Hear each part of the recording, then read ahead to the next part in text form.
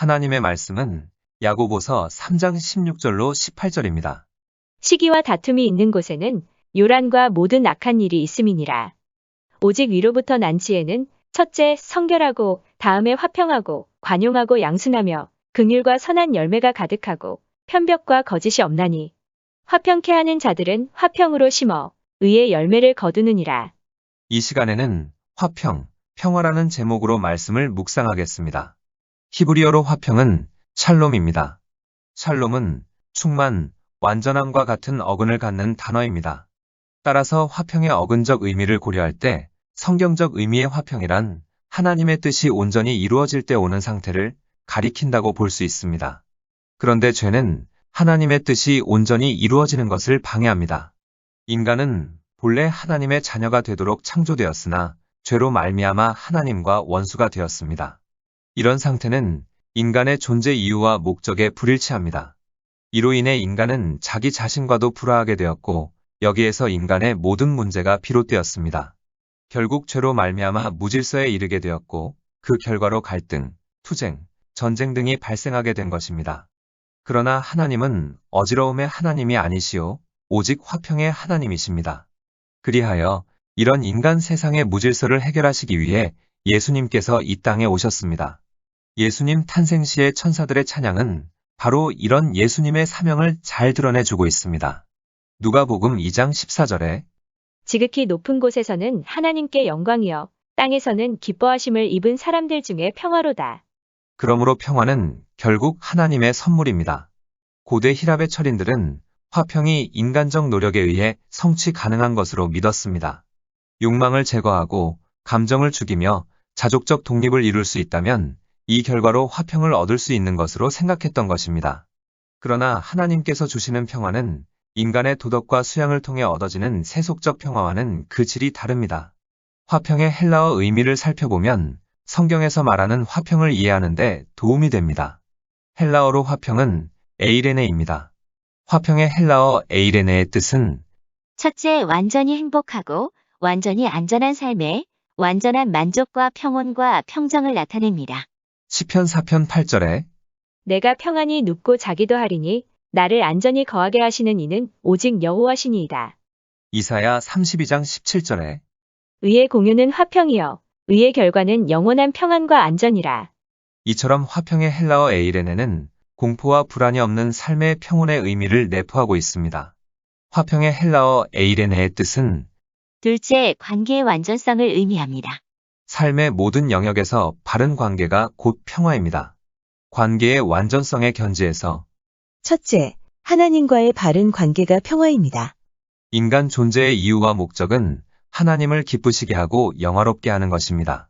인간이 타락하기 이전에는 이런 역할을 제대로 수행할 수 있었습니다.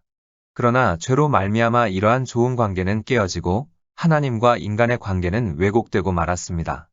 그리하여 사람과 하나님은 불화 상태에 놓이게 되었으며 사람들에게는 희망이 사라졌습니다.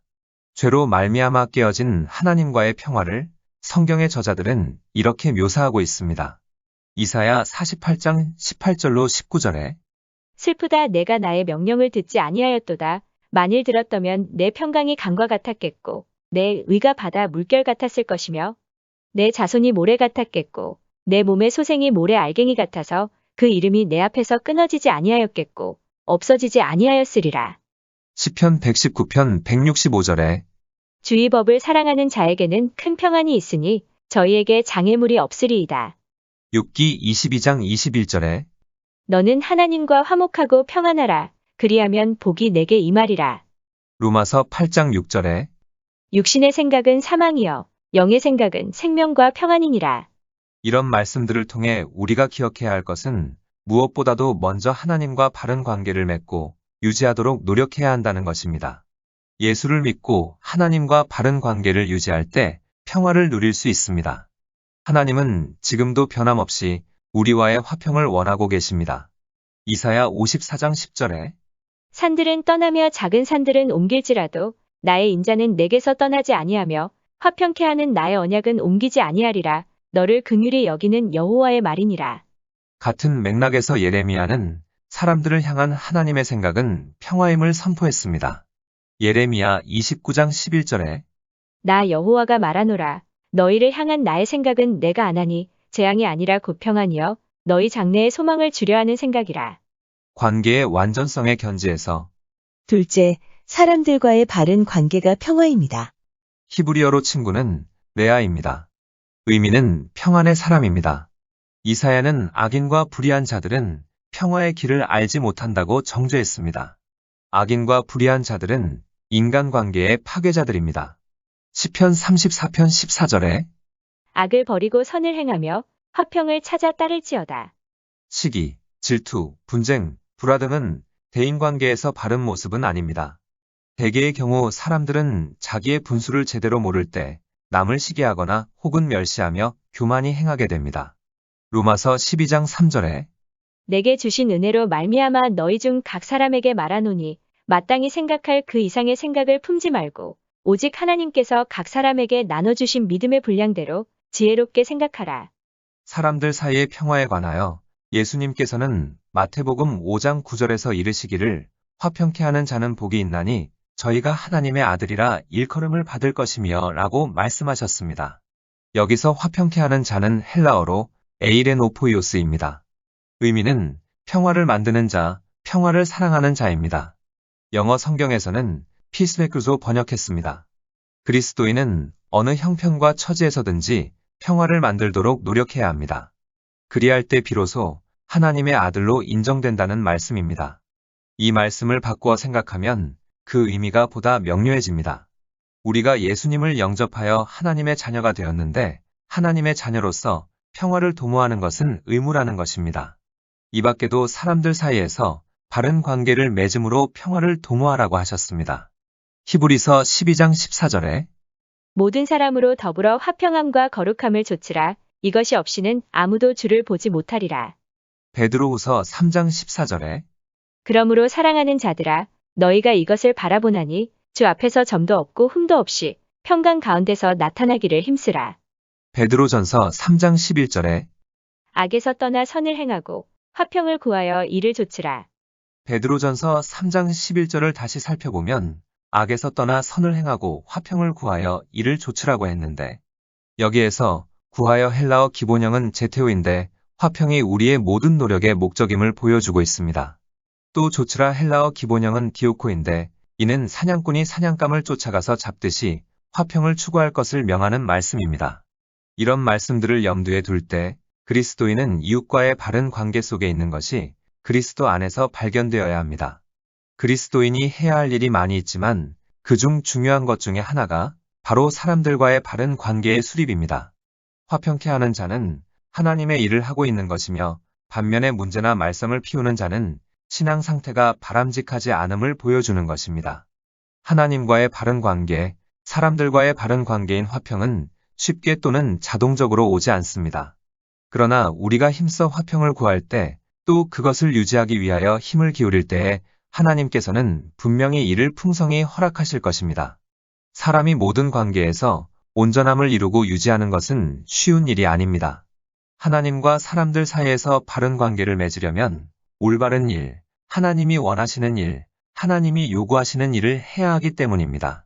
이사야 60장 17절에 내가 화평을 세워 관원을 삼으며 의를 세워 감독을 삼으리니 시편 85편 8절로 10절에 내가 하나님 여호와의 하실 말씀을 들으리니 대저 그 백성 그 성도에게 화평을 말씀하실 것이라. 저희는 다시 망령된 대로 돌아가지 말지로다. 진실로 그의 구원이 그를 경외하는 자에게 가까우니 이의 영광이 우리 땅에 거하리이다. 긍휼과 진리가 같이 만나고 의와 화평이 서로 입맞추었으며 공의의 열매 중 하나가 평화이고 악인에게는 평강이 없다면 우리에게 스스로 평화를 확보할 능력이 없는 이유를 쉽게 알 수 있습니다. 그것은 타락한 상태에 있는 인간이 하나님과 사람들 앞에서 의롭게 살 능력이 없기 때문입니다. 그렇기 때문에 이스라엘은 평화가 오직 하나님에 의해서만 이룩되고 유지될 수 있음을 깨달았던 것입니다. 그래서 하나님이 이스라엘에게 허락하신 구원과 온전함은 하나님이 그 백성과 세우신 언약의 뿌리를 두고 있습니다. 이사야 54장 10절에 산들은 떠나며 작은 산들은 옮길지라도 나의 인자는 내게서 떠나지 아니하며 화평케 하는 나의 언약은 옮기지 아니하리라. 너를 긍휼히 여기는 여호와의 말이니라. 평화와 온전함과 구원은 오직 하나님에게서 온다는 이 주제는 신약 성경 전체에 퍼져 있습니다. 예수님이 계시하신 하나님의 통치는 평화, 온전함의 다스림입니다. 예수님은 치유와 귀신을 쫓아내므로 질병과 속박으로 부서지고 조각난 인생들에게 온전함을 가져옴으로써 입증하셨습니다. 복음서를 보면 예수님과 접촉한 많은 사람들이 평화와 온전함과 구원을 경험한 장면이 기록되어 있습니다. 중요한 신약의 가르침은 인간과 하나님 사이의 수직적 평화, 그리고 인간 상호 간의 수평적 평화가 그리스도 안에서 하나님의 화목 사역에 의해 이룩되었다는 것입니다. 그래서 바울은 복음을 평안의 복음, 하나님을 평강의 하나님이라고 불렀습니다. 하나님의 화목 사역은 평화를 가져오고 이 평화는 우리로 하여금 하나님 앞에서 의롭게 살고 또 서로 간에 평화롭게 살게 해줍니다. 그래서 야고보가 말했듯이 평화를 심을 때 의의 열매가 자라는 것이며 이는 평화와 의의 관계가 일반 통행의 관계가 아니라는 점을 시사해 줍니다. 의는 평화를 낳고 평화는 의를 낳는 것입니다. 평화는 하나님이 주신 선물이지만 성경은 우리에게 평화를 위해 힘쓰고 그것을 열심히 추구하라고 권면합니다. 시편 34편 14절에 악을 버리고 선을 행하며 화평을 찾아 따를지어다. 베드로전서 3장 11절에 악에서 떠나 선을 행하고 화평을 구하여 이를 좇으라. 평화를 추구하며 화평케 하는 자가 되는 일은 평생 지속해야 할 과업입니다. 그렇다면 화평을 방해하는 걸림돌은 무엇인지 살펴보도록 하겠습니다. 화평을 방해하는 걸림돌은 첫째, 개인주의입니다. 개인주의는 인간이 맺어야 할 인격적 관계를 피상적 관계로 만듭니다. 왜냐하면 개인주의는 자신의 유익과 만족에만 집중하기 때문입니다. 문제는 이러한 개인주의가 교회 안에 유입되어 교회의 본질과 정체성, 방향성을 상실케 하고 있다는 것입니다. 개인주의가 성도의 교제를 피상적 관계로 만들다 보면 한 몸이라는 교회의 정체성은 점차 흔들리게 됩니다. 개인주의는 혼자 신앙 생활을 해도 된다는 비성경적인 생각을 낳고 신앙의 사유화를 양산했습니다. 구원은 예수님과 각 개인의 1:1 관계에서 이루어집니다. 그런데 일부 그리스도인은 이를 잘못 확대 해석하여 하나님과의 사적인 관계가 신앙의 기초라고 믿으면서 교회가 도움이 되면 좋겠지만 믿는데 꼭 필요한 것은 아니라고 생각합니다. 그래서 교회와 관계없이 경건한 그리스도인이 될 수 있다고 믿습니다. 아울러 교회는 근본적으로 개인적이면서 사적인 예수님과의 관계를 증진시키는 일종의 수단이라고 생각합니다. 이러한 개인주의에 사로잡힌 성도는 교회의 칠이 개념을 이해하지 못합니다.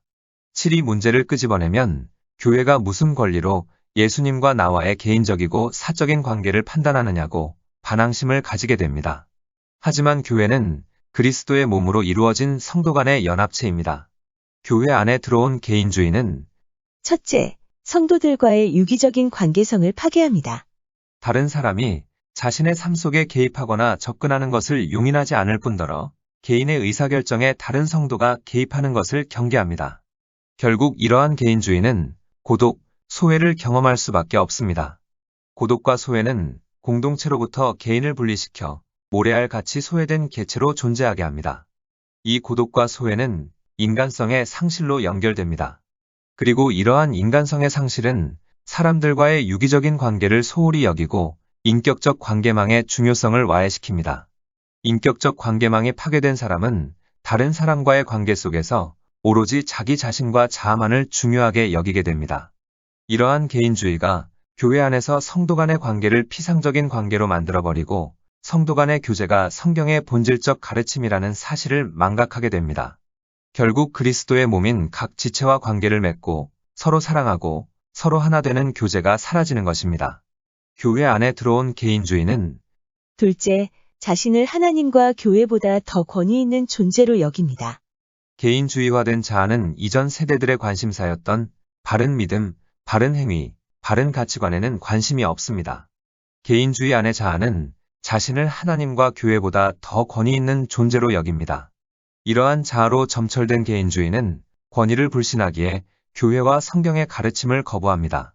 화평을 방해하는 걸림돌은 둘째, 신앙의 사유화입니다. 신앙의 사유화는 한마디로 내 방식대로 하는 것입니다. 믿음도 성경에서 의미하는 바가 아닌 자신이 믿고 싶은 대로 믿고 행함에 있어서도 자신이 행하고 싶은 대로 행하는 것입니다.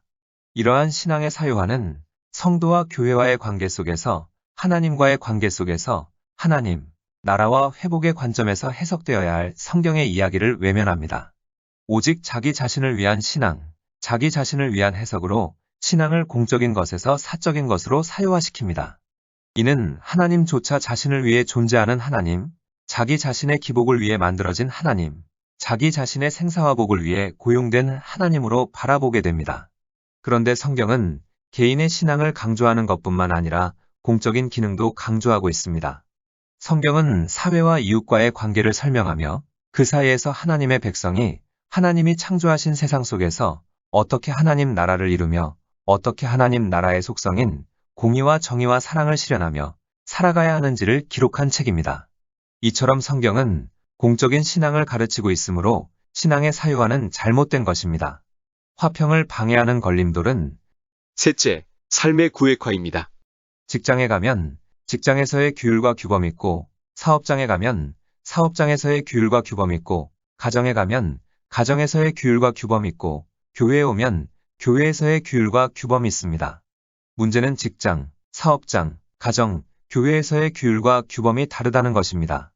우리 각자는 직장, 사업장, 가정, 교회 등 여러 영역에 몸담고 있기 때문에 각 영역에서 기대되는 행실을 하도록 압박을 받습니다. 자신과 자신을 아는 사람들이 보기에 자신답지 않은 행동을 하도록 부추기는 것입니다.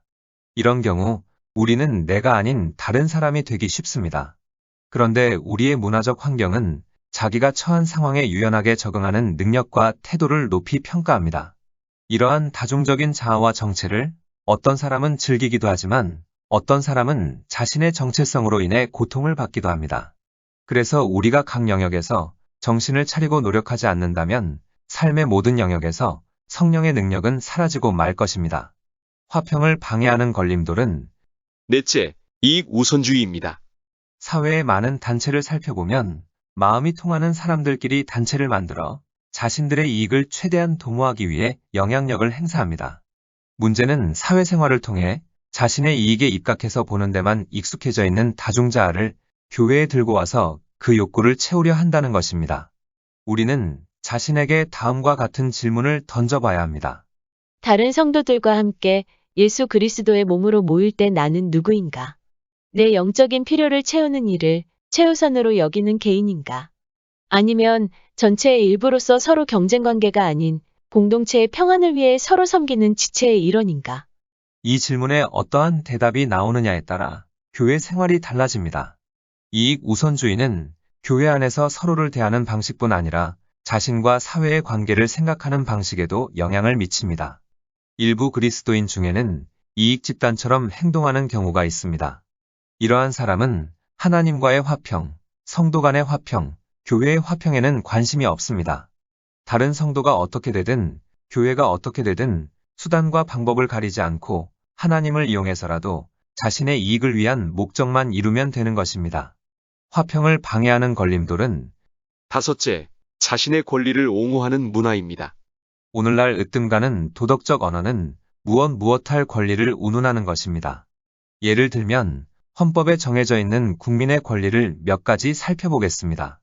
살고 싶은 곳에 살 권리, 말할 권리, 원하는 직업을 가질 권리, 성별, 종교, 직업, 장애 등에 의해 차별받지 않을 권리, 인간답게 살 수 있도록 국가에 요구할 수 있는 권리, 일할 기회를 요구할 권리, 교육을 받을 수 있는 권리, 깨끗한 환경에서 살 권리, 정치에 참여할 수 있는 권리, 투표에 참여할 권리 등입니다. 다수의 뜻에서 소수를 보호할 필요가 있기에 좋은 의미로 말하는 권리도 있지만 권리라는 말의 배후에는 상대방이 자신의 행복을 위협할 수 있는 존재로 보도록 부추기는 부정적인 이미지가 깔려 있습니다. 세상에는 다양한 권리가 만연되어 있고 또 어떤 상황에서는 그것이 유용합니다. 이러한 세상 권리에 젖어 생활한 사람이 교회 안에 들어오면 교회에서는 왜 권리를 주장하지 못하게 하는지 이해하기가 쉽지 않습니다. 예를 들면 자기 소견에 옳은 대로 성경을 해석할 권리, 예배 시간에 자기 취향에 맞는 음악을 사용할 권리, 예배 시간에 자기 취향에 맞도록 행동하는 권리 등입니다. 그런데 교회 안에서 이러한 권리를 말하는 것은 잘못된 것입니다. 화평을 방해하는 걸림돌은 여섯째, 폭력을 조장하는 문화입니다. 그리스도인이 배우자와 자녀를 학대하고 아무렇지 않게 교회 생활을 하는 경우가 있습니다. 이러한 현상의 배후에는 여러 가지 요인이 있습니다. 자신을 1차적으로 개별적인 존재로 보는 것, 가족을 포함해서 다른 모든 사람을 자신의 행복을 위협하는 존재로 보는 것, 인생을 별개의 여러 영역들로 생각하고 신앙은 그 가운데 하나일 뿐이라고 여기도록 배운 것, 자신의 생활 방식에 대해 반대하는 입장이 있으면 그건 그저 누군가의 의견으로 간주하도록 훈련받는 것, 사람들이 온전함이나 조화를 구하는 것은 자신들의 몫을 챙기는 일에 기초한 것이라고 배운 것 등입니다.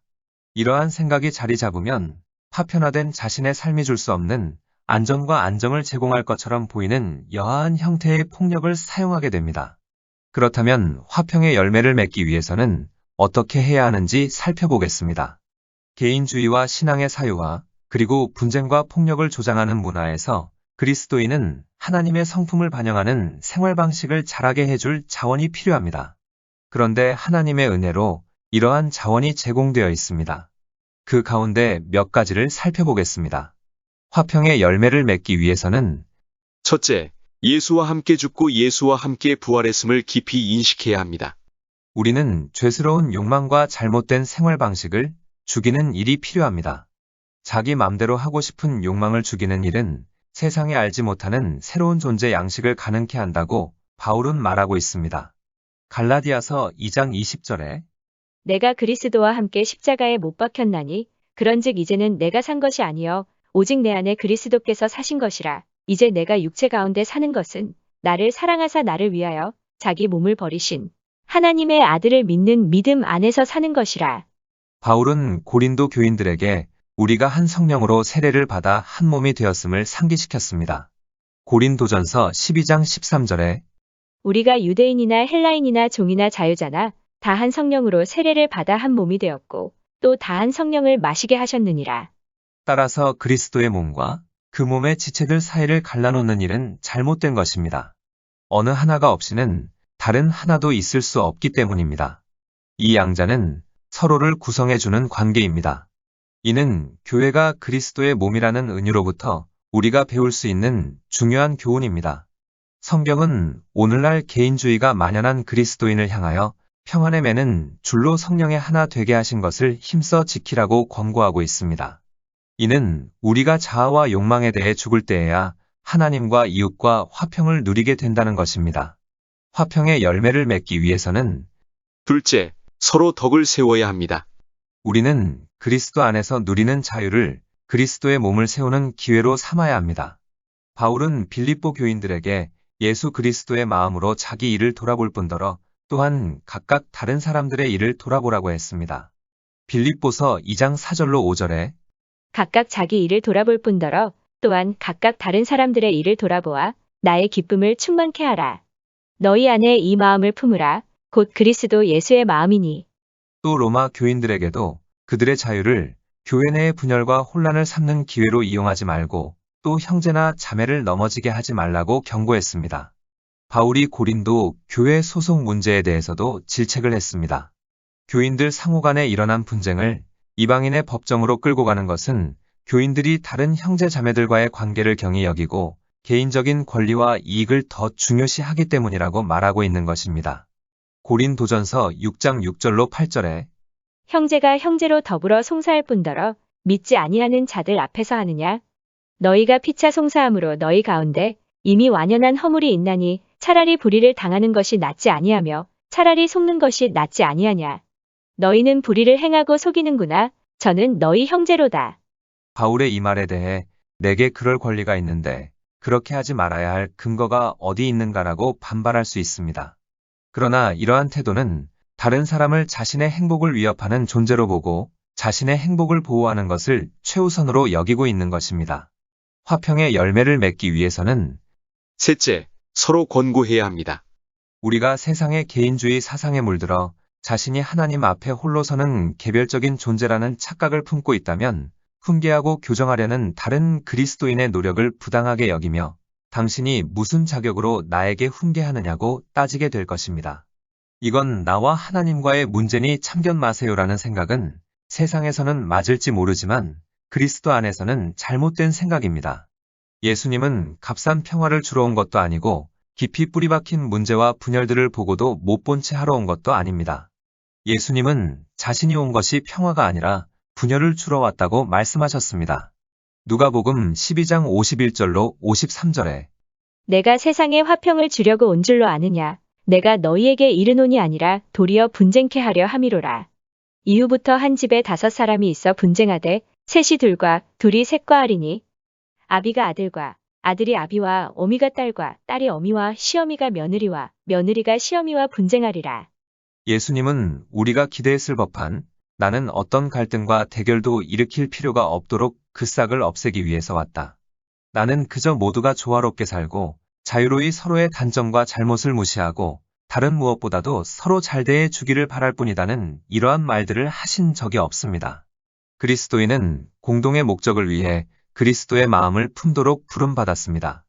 만일 우리의 공동생활이 현재와 장래에 걸친 하나님의 통치를 구현하는 표시의 역할을 하게끔 되어 있다면 어느 한 지체의 아픔은 온몸의 관심사가 되어야 합니다.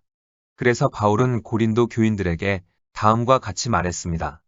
고린도전서 12장 26절로 27절에 만일 한 지체가 고통을 받으면 모든 지체도 함께 고통을 받고 한 지체가 영광을 얻으면 모든 지체도 함께 즐거워하나니 너희는 그리스도의 몸이여 지체의 각 부분이라. 그리스도 안에서 서로 권고하여 교정하는 것이 세상과는 다릅니다. 권고하는 방식이 세상의 문화에 맞추어진다면 권고하는 사람은 자신을 의로운 사람이라 생각하게 되고 권고를 받는 사람은 의로움과는 거리가 먼 사람이라는 느낌을 받게 될 것입니다. 반면에 권고하는 방식이 그리스도의 몸에 맞추어진다면 함께 문제를 고민하고 있으며 언제든지 권고자와 권고받는 사람이 바뀔 수 있음을 믿는다면 하나님이 우리의 작은 노력을 사용해 몸 전체에 평안을 가져올 것을 기대할 수 있을 것입니다. 그럼에도 불구하고 권고를 통한 교정 작업이 얼마나 어려운 일인지를 정직하게 인정할 필요가 있습니다. 사람은 누구나 다른 사람에게 훈계를 받는 일을 고통스럽게 생각하고 거북하게 느낍니다. 사람들은 자기 방식대로 살아가는데 익숙하고 자신의 삶을 간섭받고 싶어 하지 않습니다. 이러한 생각들이 우리 속에 깊이 자리 잡고 있기 때문에 누군가 간섭을 하게 되면 부담스러워합니다. 이럴 때에 우리는 히브리서 12장 11절로 14절 말씀을 기억해야 합니다. 무릇 징계가 당시에는 즐거워 보이지 않고 슬퍼 보이나 후에 그로 말미암아 연달한 자에게는 의의 평강한 열매를 맺나니 그러므로 피곤한 손과 연약한 무릎을 일으켜 세우고 너희 발을 위하여 곧은 길을 만들어 저는 다리로 하여금 어그러지지 않고 고침을 받게 하라. 모든 사람으로 더불어 화평함과 거룩함을 좇으라. 이것이 없이는 아무도 주를 보지 못하리라. 화평의 열매를 맺기 위해서는 넷째, 서로 용서해야 합니다. 예수님께서는 십자가에서 완성하신 죄 용서를 우리 삶의 모든 영역으로 확장하길 원하십니다. 우리는 마태복음 18장 23절로 35절에 기록된 예수님의 비유에 나오는 용서할 줄 모르는 종과 같은 존재들이기 때문에 우리 자신이 용서를 받았으니 다른 사람을 용서해야 마땅하다는 이 메시지를 계속해서 들어야 합니다. 우리는 하나님이 그리스도 안에서 죄 사함의 은혜를 베푸셨다고 기뻐하면서도 밖에 나가서는 다른 사람에게 마땅히 받아야 할 것을 받아내야 한다고 고집합니다. 그러면서도 자신이 하나님의 공의를 받들고 있다고 자만합니다. 그러나 모든 창조 세계의 질서와 조화를 회복시키려는 하나님의 공의, 하나님의 평화, 하나님의 계획의 중심에 나에 대한 용서하심이 있다면 거기에는 내게 잘못한 이들에 대한 하나님의 용서하심과 나의 용서함도 포함되어 있다는 것을 알아야 합니다. 만약 내가 공의의 이름으로 용서하는 일을 거부한다면 내가 품고 있는 정의관은 하나님의 정의에 미치지 못한다는 것을 알아야 합니다. 호세아의 끝부분은 하나님의 평화, 하나님의 온전함, 하나님의 구원에 대한 비전을 우리에게 제공하고 있습니다. 하나님은 호세아를 통해 치유와 풍성한 열매를 줄 수 있는 하나님께 돌아오라고 부르셨습니다. 호세아 14장 4절로 7절에 내가 저희의 패역을 고치고 즐거이 저희를 사랑하리니 나의 진노가 저에게서 떠났음이니라. 내가 이스라엘에게 이슬과 같으리니 저가 백합화 같이 피겠고 레바논 백향목 같이 뿌리가 박힐 것이라. 그 가지는 퍼지며 그 아름다움은 감람나무와 같고 그 향기는 레바논 백향목 같으리니 그 그늘 아래 거하는 자가 돌아올지라. 저희는 곡식같이 소성할 것이며 포도나무 같이 꽃이 필 것이며 그 향기는 레바논의 포도주 같이 되리라. 자신의 생각을 내려놓고 하나님의 말씀에 순종할 것인지 불순종할 것인지에 대한 선택은 본인이 하는 것입니다. 말씀에 순종하는 사람은 호세아의 말대로 백합화 같이 피겠고 레바논 백향목 같이 뿌리가 박힐 것이며 가지는 퍼지며 그 아름다움은 감람나무와 같고 곡식 같이 소성할 것이며 포도나무 같이 꽃이 필 것이며 그 향기는 레바논의 포도주 같이 될 것입니다. 기도하시겠습니다. 하나님, 우리 모두가 하나님과의 바른 관계, 사람들과의 바른 관계인 화평을 힘써 구하고 그것을 유지하기 위하여 힘을 기울이는 가운데 남은 생애 동안 하나님의 은혜로 하나님이 주시는 화평과 평화를 누리게 하옵소서. 예수님의 이름으로 기도드립니다. 아멘. 하나님께서는 내 형편이 어떠하든 내 신분이 무엇이든 무슨 죄를 지었든 변함없이 나를 사랑하십니다.